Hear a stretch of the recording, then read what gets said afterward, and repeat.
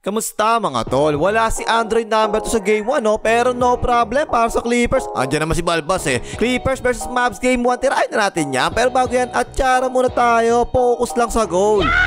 Okay game, first quarter, unang play. Kinuha kagad si Kobe sa switch shot. Tapos sinirahan kagad ipapalukan ng 3-point shoot. Ay, kulang sa vitamins.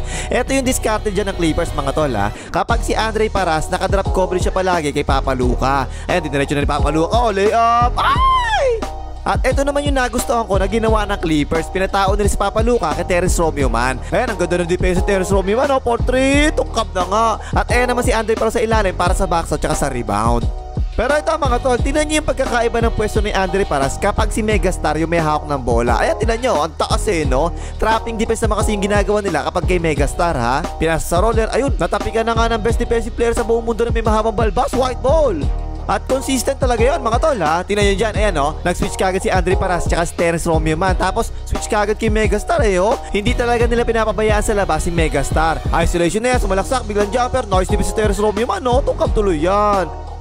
So bakit magkaiba yung ginagawa ng Clippers? Trapping defense kay Megastar tapos kay Papaluka drop coverage yung ginagawa eh no? Eh kasi nga hindi pwede makabuelo si Megastar eh. Kaya kick-out na lang tuloy, sinilaksak na FPJ Washington, bigla pa floater, pumasok naman yan. Pero yun nga, Papaluka, drop coverage naman eh, no? Siguro mga tol, dahil si Terrence Romeo man yung bumabantay kay Papaluka, magaling yung dumipensa eh. Ayan, ang ganda ng depensa, oh shoot! Ay!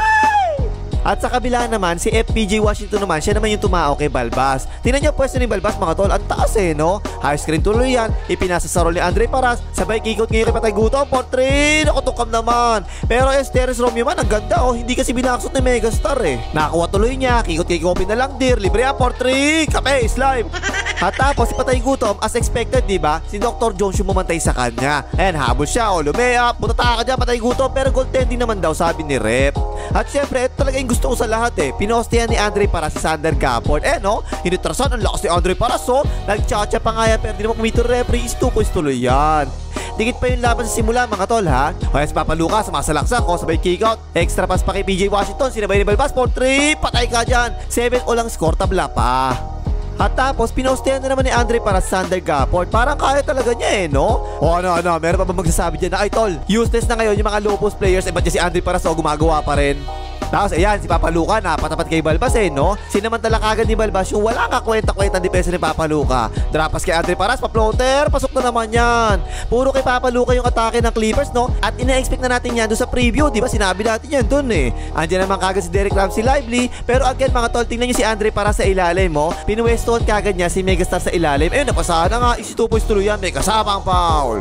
At consistent na ganun yung ginagawang depensa ng Mavs mga tol ha. Parang ice defense yung ginagawa nila eh. Nakaabang kagad si Derek Ramsey Lively sa salaksak. Pero dahil dyan syempre merong libreng isa, diba? Extra pass kay Patay Gutom, 4-3, Patay Gutom. Masarap kasi talaga si Pogi eh. Masarap talaga atakihin si Pogi eh, no? O yan, tingnan niya oh, sino ang screen? Si Kobe na lang din eh, no? Para mapaswitch kay Papaluka. Sabi ko naman sa inyo, diba last time, ganyan talaga yung style ni Coach Tylo dati pa eh. Balbas, 4-3, patay ka dyan. Okay pa, tingnan nyo, pares lang talaga eh oh. Kinukuha nila palagi si Papaluka sa switch. O yun, binanggo ni Balbas, tapos siniraan na naman ng 3 points, patay na naman. Ayun, natapos na yung first quarter, 22-34 lamang ang Clippers. Okay, like mo, hype ka ha, don't forget ha. Pindutin mo na yan bago pa kuhanin ni Wallace Tambo. Mag-like ka na. At tapos second quarter mga tol, sinapian ni Game 6 Baldog yung Mavs eh, no? 2 out of 21 lang sa field goals. Eh no, Baldog! Na-rebound Derek Ramsey Lively, put back! Baldog na Baldog! Ang dami talaga sinayang ng Mavericks dito mga tol eh, no? O yan, white open sa 3 points, Baldog pa rin!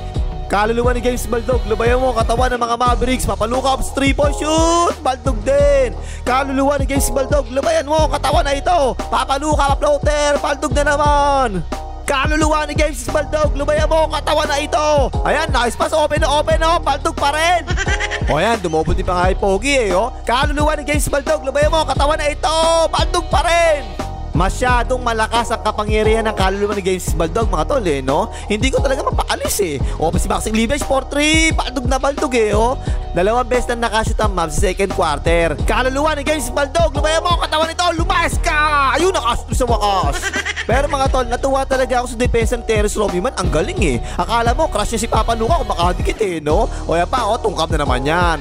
Isang reason yan kung bakit dalawang beses na nakashoot sa Mavs second quarter. Tingnan nyo naman kasi yung depensa Sinalihan na nga ni Papa Luka para makita ng bakal pero tungkab naman yan.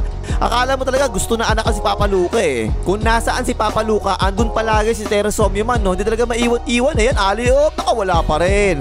Ayun, bigla tuloy lumaki ang lamang ng Clippers. Kick out kay normal towel, pinasa kay Balbas, open niya for 3, patay ka kay Balbas. O yan, isolation naman ngayon. Inilapit ni Balbas, sabay pull up ngayon. Foul counted pa sabi ni ref, ang lakas mo talaga sa referee, Balbas O yan, yan na naman yan na may high screen, kita nyo? At ang aga naman ngayon tumulong sa ilalim, pero nakita naman kagad ni Westbrook yan yan alley-oop, tak. Yang dalawa ni Balbas saka ni Westbrook, sila yung gumawa second quarter O yan, fast break, tuloy-tuloy, walang preno yan to, layup yan. Kaya yun natapos second quarter, 30-56, ginataang tambakol na kagad ng Mavs.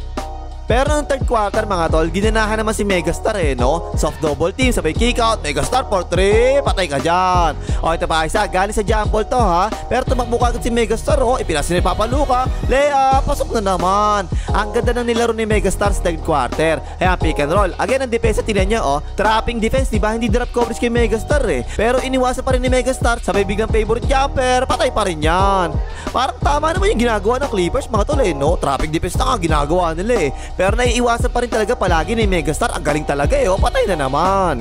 O pa isa, si Patay Gutom na nga yung bantay niya. Pero nagka-switch naman yan. Kaya kanina pa, hirap si Papa Luka dyan, diba? Pero sinaiwan lang ni Megastar, iniwanan si Terrence Romeo man Sinabayan pa ni Patay Gutom, hanip ka rin talaga Megastar.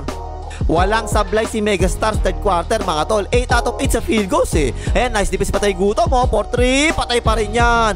Pero kasi, hirap din talaga ang Mavs sa depensa. Sinalihan ni Balbas, talsik. Ang tama di Papa Luka, ayaw lapitan ni Pogi. Lapitan mo, Pogi. Wide open tuloy yan, Balbas for 3, patay ka dyan.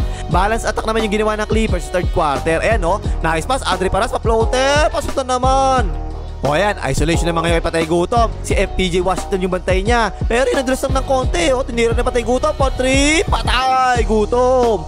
Yan yung sinasabi natin dati sa preview mga tol, diba? Nakulang talaga sa pangdepensa ang Mavericks kumpara sa offensive firepower ng Clippers. Lalo sa Papa Luka mga tol, wala kang kwenta-kwenta talaga dumipensa Easy kick out tuloy yan, copy na lang din for 3, kapay, slime. Ayun, biglang umabot ng 29 yung lamang ng Clippers. Sinalihan na naman ni Balbas, bagsak na naman Pasa kay Patay Gutom, kasi shoot for 3, patay Gutom. Parang ang dali tuloy ng buhay ng Clippers dito Isolation lang, tapos kick out nila, atake si Westbrook, tapos kick out na naman. Naman si Papa Luka, idol talaga si Lolo, pero idol depensa Terrence Romeo man for 3, patay ka dyan. 7 out of 12 sa 3 points sa Clippers third quarter Puro kikos galing yun O yan pa isang kick out pinwesto muna, Terrence Romeo man for 3 na naman, patay na naman. Si Papa Luka naman, nakakashoot na ngayon kay Terrence Romeo man Pero good defense pa rin talaga naawa pa nga.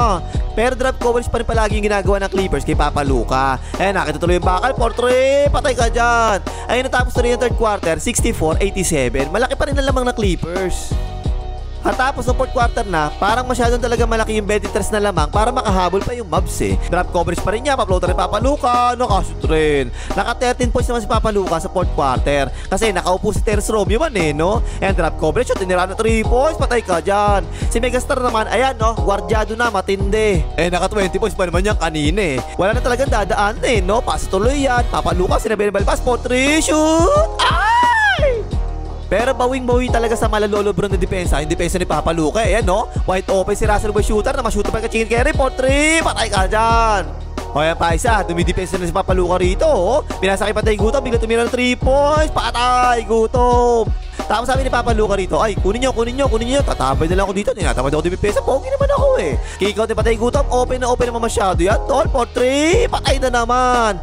At naka 11 points naman si Patay Gutom sa fourth quarter. Ayan, isolation walang tumutulong, pull up jumper, patay Gutom. Kaya kahit medyo nabawasan na yung lamang, alam mo wala na talaga 6 minutes na lang nilalabi, 20 pa yung lamang na Clippers Kaya yung panatuloy yung Clippers dito, 97-109. Ang best player dito malamang si Balbas 28 points, 8 out of 17 sa field goals, 6 out of 11 sa 3 points, 2 rebounds, 8 assists, 2 butata at isang turnover lang Balance scoring yung Clippers dito mga tol 22 points Patay Gutom, 20 points si Andre Paras, at 13 points naman si Terrence Romeo man tsaka si Russell West shooter. Pero para sa akin mga tol, yung defense talaga ni Terrence Romeo man kay Papa Luka, yun talaga yung malupit dito Naka 33 points si Papa Luka dito, pero 11 out of 26 lang sa field goals, 31 points naman si Megastar. O na pang himagas, magbigay, mahita rin Papa Luka.